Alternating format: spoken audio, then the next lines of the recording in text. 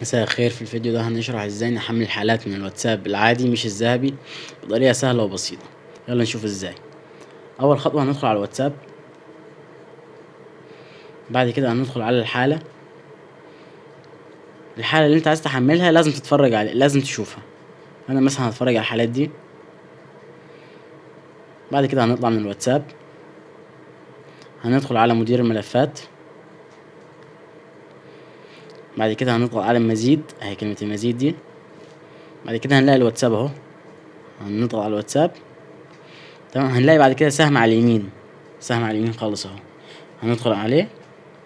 هتلاقي ان دي الحالات اللي انت اتفرجت عليها، كل الحالات اللي انت اتفرجت عليها هتلاقيها هنا.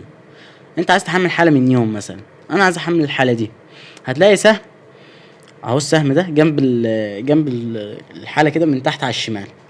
اول ما تضغط على السهم الحالة كده اتحملت معاك على طول اهو، السهم ده ومجرد ما تضغط عليه انت كده حملت الحالة. بس دي الطريقة بتاعت تحميل الحالات من الواتساب العادي مش الذهبي. ويا رب نكون فدناكم بالمعلومة دي. متنسوش تعملونا لايك وسبسكرايب عشان تشوفوا كل جديد.